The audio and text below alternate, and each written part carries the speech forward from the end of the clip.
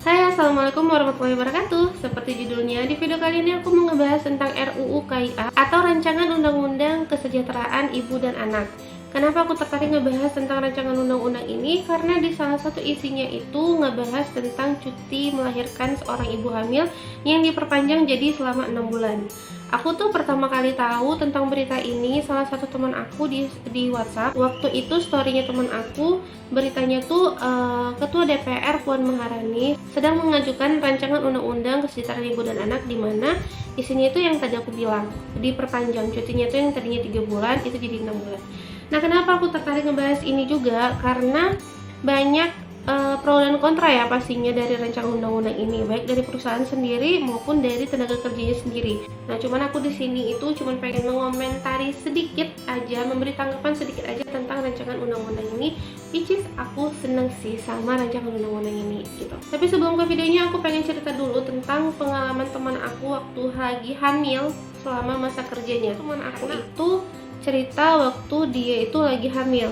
Waktu itu usia kandungan dia itu masuk ke 8 bulan, hampir ke 9 bulan waktu itu.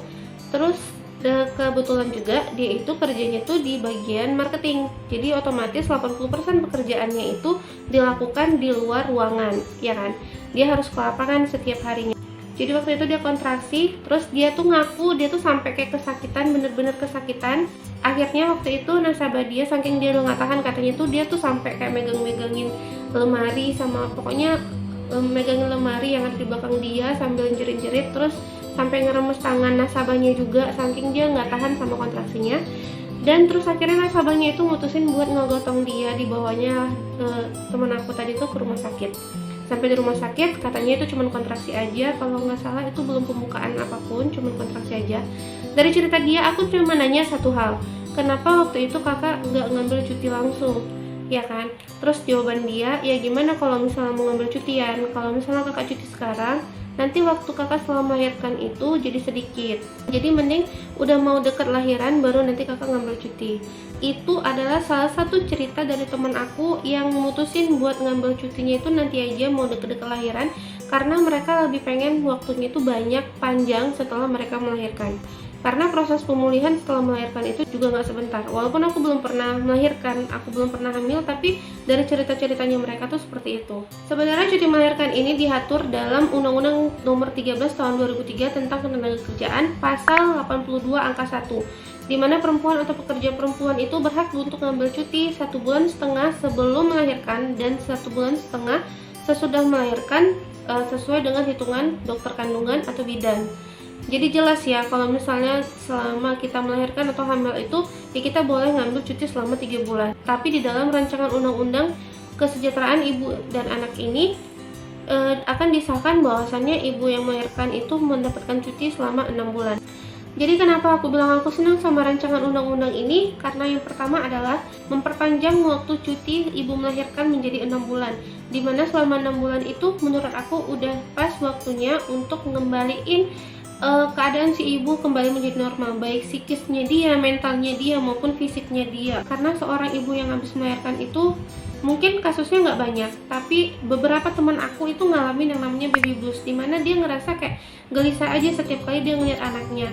Dia ngerasa setiap apapun yang dia lakuin itu takut salah buat anaknya. Jatuhnya dia tuh jadi lebih sering nangis, lebih sering sedih tanpa alasan yang jelas. Pokoknya ngelihat anaknya tuh dia bisa nangis aja gitu, bukan nangis karena bahagia, tapi karena takut salah, perasaan bersalah, kayak punya ada rasa salah, kayak habis melakukan kesalahan, bahkan dikritik sedikit aja tuh dia kayak ngerasa, apa aku nggak becus ya jadi seorang ibu, apa aku memang belum pantas ya buat jadi seorang ibu, kayak gitu. Nah, jadi selama jangka waktu 6 bulan ini tuh, walaupun baby blues ini tuh dari yang aku baca, memang baby blues ini tuh dari 2 sampai 3 minggu masa terjadinya.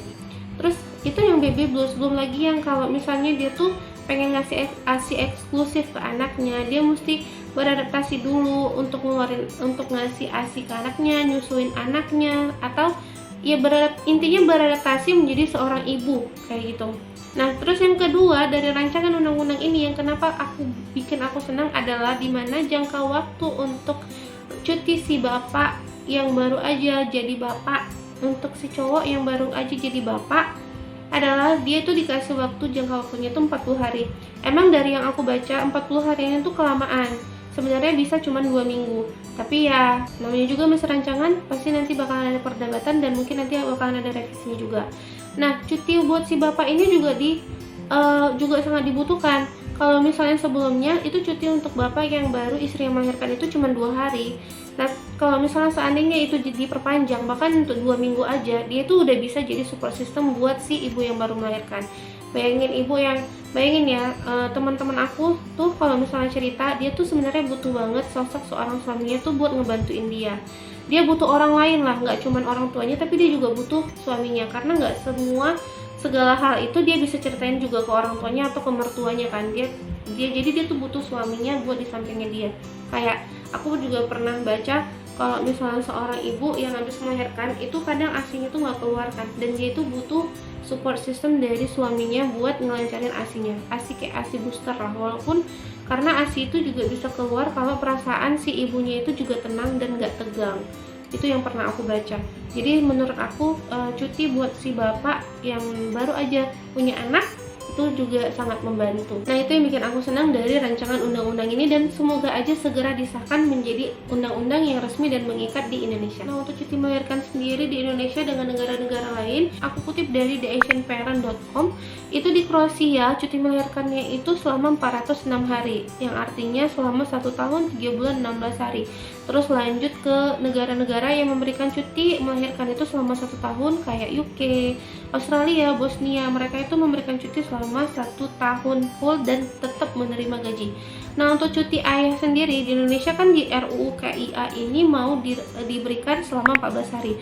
Kalau di negara lain itu, dan aku kutip dari theasianparent.com juga, itu ada Iceland yang selama 91 hari, terus negara Norway selama 70 hari, terus dilanjutin sama Spanyol selama 28 hari.